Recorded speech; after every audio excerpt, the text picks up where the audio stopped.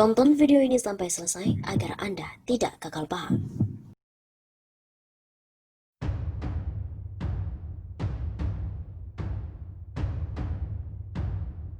BEM seluruh Indonesia demo besar-besaran tolak RUU Cipta Kerja. Aliansi Badan Eksekutif Mahasiswa Seluruh Indonesia atau BEMSI akan menggelar unjuk rasa besar-besaran pada hari Kamis 8 Oktober demi menggugat pengesahan Omnibus Law RUU Cipta Kerja menjadi undang-undang. Dalam unggahan bertajuk Seruan Aksi Nasional di laman Instagram resminya, BEMSI menyerukan agar mahasiswa di berbagai daerah bergabung dalam unjuk rasa yang digelar di Istana Rakyat pada pukul 10 pagi besok.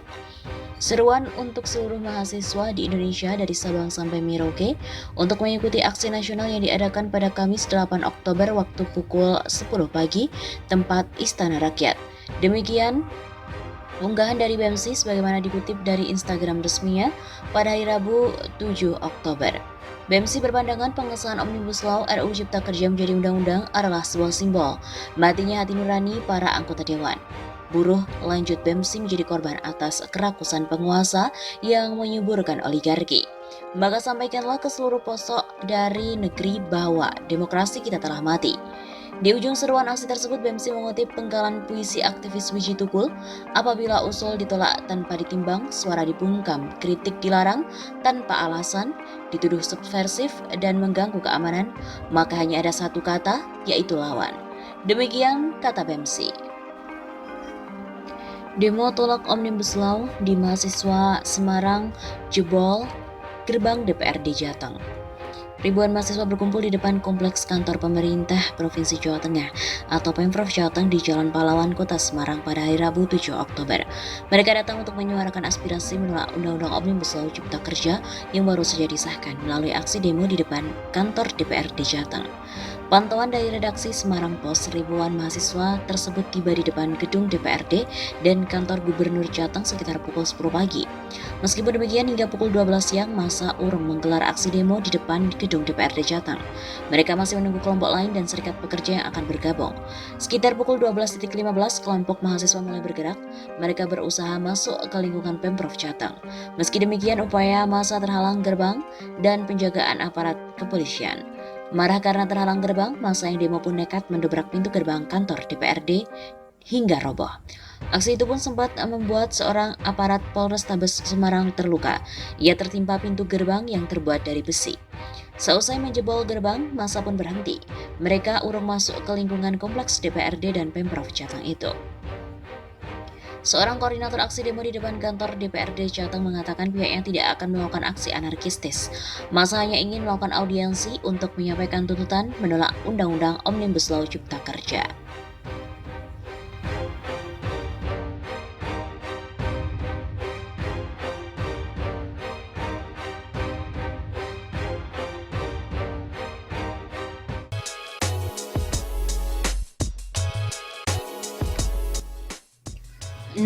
Juli, BEM seluruh Indonesia geruduk DPR. Aksi mahasiswa seolah meredup saat pandemi COVID-19 menjangkiti tanah air. Padahal tidak sedikit kebijakan pemerintah yang wajib dikritisi oleh para agen perubahan. Atas alasan itu, para mahasiswa yang mengatasnamakan diri sebagai BEM seluruh Indonesia akan menggelar aksi pada 16 Juli mendatang. Aksi pun akan dipusatkan di gedung DPR Senayan, Jakarta. Dalam sebuah video berdurasi 39 detik, BEM seluruh Indonesia mengajak seluruh mahasiswa untuk bergabung menyuarakan aspirasi rakyat dalam aksi tersebut. Rekan-rekan sekalian, kami dari BEMSI mengajak bahwasanya melihat permasalahan di negeri ini di masa pandemik bukanlah pemaafan untuk kita tidak bergerak sama sekali. Tegasnya, oleh karena itu kami mengajak seruan aksi pada tanggal 16 Juli 2020. Sambung orator dalam video tersebut. Berdasarkan keterangan yang diterima redaksi, aksi itu membawa dua tuntutan, yaitu pencabutan RUU Haluan Ideologi Pancasila atau HIP dari Prolegnas dan pembatalan Omnibus Law Cipta Kerja. Aliansi Badan Eksekutif Mahasiswa Seluruh Indonesia mengajak semua pihak turun ke jalan menolak pengesahan rancangan Undang-Undang Omnibus Law Cipta Kerja pada hari Kamis 16 Juli. Kami mengajak dan menyerukan aksi pada tanggal 16 Juli 2020 untuk sepakat menolak disahkannya rancangan Omnibus Law, kata Koordinator Pusat BEMSI Remy Hastian melalui keterangan pers pada hari Kamis 9 Juli. Remy mengaku sudah melakukan konsolidasi dengan sejumlah perwakilan universitas di wilayah Jabodetabek, Banten untuk menggelar aksi. Ia mengklaim kali ini pihaknya dapat membawa massa dalam jumlah yang besar. Konsolidasi antar kampus telah selesai dilakukan di Universitas Sultan Ageng Tirtayasa, Serang, Banten pada Senin 6 Juli lalu. Remy mengatakan DPR dan pemerintah tetap tak mendengarkan aspirasi masyarakat yang menolak pembahasan dan pengesahan RUU Cipta Kerja. Menurutnya, DPR dan pemerintah telah mengesampingkan aspirasi masyarakat terkait penolakan RUU Cipta Kerja. Seharusnya dalam konstruksi negara hukum, keterbukaan menjadi hal penting. Begitu ujarnya. Lebih lanjut, Remy menyebut RUU Cipta Kerja tak menjawab persoalan yang dihadapi rakyat hari ini, seperti kelompok buruh. Ia mengatakan para buruh selama ini menuntut kenaikan upah dan pemenuhan hak jaminan kesehatan. BEMSI melihat bagaimana para wakil rakyat tidak benar-benar mewakili kepentingan rakyat. Salah satunya sangat jelas ada dalam konteks Omnibus Law. Sebelumnya, kelompok BEMSI sempat menggeruduk depan gedung DPR MPR di Jakarta untuk menolak RUU Cipta Kerja pada awal Maret 2020 lalu. Dalam aksi tersebut, mahasiswa menentang pengesahan RUU Cipta Kerja karena banyak merugikan kaum buruh dan rakyat kecil. Terlebih, pemerintah tak banyak melibatkan masyarakat dan tidak transparan dalam pembuatan RUU Cipta Kerja. Selain itu, mahasiswa menyoroti sejumlah aturan lain dalam RUU tersebut.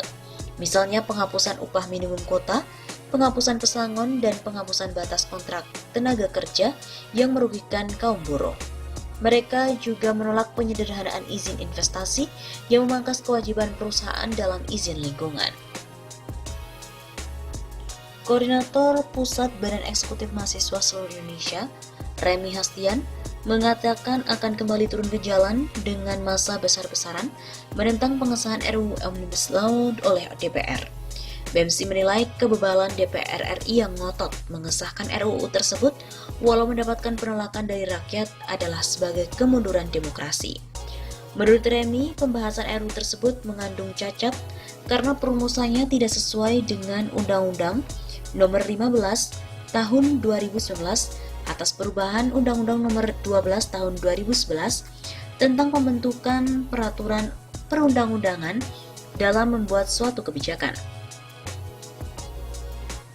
Di masa pandemi, bukanlah pemaafan untuk kita tidak bergerak sama sekali. Oleh karena itu, kami mengajak dan menyerukan aksi pada tanggal 16 Juli untuk sepakat menolak disahkannya rancangan Omnibus Law. Begitu kata Remy dalam rilis persnya yang diterima oleh redaksi pada hari Kamis 9 Juli di Jakarta. Aksi tersebut, tegas Remy, tetap akan memperhatikan protokol kesehatan pencegahan penyebaran COVID-19. Setiap orang himbaunya harus membawa masker, hand sanitizer, memastikan suhu tubuh dan kesehatan tubuh stabil dan wajib menjaga jarak sebelum dan saat serta setelah berjalan dengan kegiatan tersebut.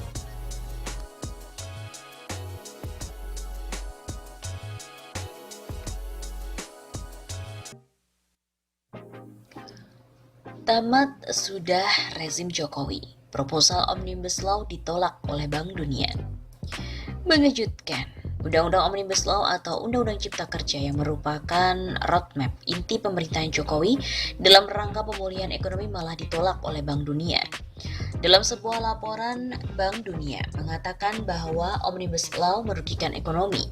Proposal Omnibus Law yang bertujuan melanggengkan eksploitasi sumber daya alam ultra neoliberal malah ditolak Bank Dunia. Ada apa gerangan? Ini memang tidak lazim. Biasanya seluruh undang-undang yang lahir di Indonesia tidak lepas dari perhatian global, terutama Bank Dunia. Karena berkaitan dengan keamanan investasi dan aset-aset mereka di Indonesia. Selama ini undang-undang selalu mendapatkan dukungan dari lembaga keuangan internasional, khususnya IMF dan Bank Dunia. Namun kali ini malah ditolak. Ada beberapa indikasi mengapa Bank Dunia ini menolak. Secara politik, ini adalah sinyal bahwa pemerintahan Jokowi tidak lagi efektif dalam melakukan komunikasi internasional, terutama kepada lembaga-lembaga keuangan multilateral. Padahal, semester 2 pemerintah akan beralih dari prioritas membuat global bond kepada pinjaman bilateral dan pinjaman multilateral dengan rangka mengejar utang 1.093 triliun rupiah. Ketika proposal ini ditolak oleh lembaga keuangan multilateral, maka target utang ini menjadi ambiar. Dengan demikian, maka Presiden Jokowi sendiri tidak lagi efektif sebagai proksi para Taipan dalam memperoleh sumber-sumber keuangan dalam rangka penyelamatan ekonomi. Padahal tanpa bantuan pemerintah, dana bailout, penyertaan pemerintah dan investasi pemerintah di perusahaan swasta, maka mustahil perusahaan swasta bisa selamat oleh serangan COVID-19 dan juga krisis sekarang ini. Sementara Presiden Jokowi tidak lagi representatif bagi mereka, para Taipan, untuk mendapatkan dana talangan yang nilainya mencapai 690 triliun rupiah, melebihi BLBI, KLBI yang pernah diberikan pada krisis moneter tahun 98. Padahal baru saja Presiden Jokowi menerbitkan Perpres tentang pembentukan tim pemulihan ekonomi baru yang diketuai oleh Ketua Partai Golkar Airlangga Hartarto dan pengusaha muda super tajir Erick Thohir. Sudah menjadi rahasia umum bahwa tim ekonomi ini adalah kunci dalam meloloskan Omnibus Law. Meskipun tim ekonomi baru tersebut keluar dari skema tim ekonomi sebagaimana Perpu nomor 1 tahun 2020 dan Undang-Undang nomor 2 tahun 2020. Bahkan, keberadaan tim ini ilegal jika mengacu pada undang-undang yang mengatur pada strategi penyelamatan ekonomi tersebut. Sebagaimana diketahui bahwa Omnibus Law pada intinya adalah regulasi dalam rangka melanggengkan eksploitasi sumber daya alam, khususnya tambang batu bara, energi fosil, dan perkebunan, dengan berbagai insentif usaha dan fasilitas dalam rangka untuk menopang ekonomi dan kekuasaan oligarki politik Indonesia saat ini. Mengingat sumber daya alam tambang batu bara, fosil, mineral, dan perkebunan sawit adalah sumber keuangan utama kekuasaan Indonesia saat ini.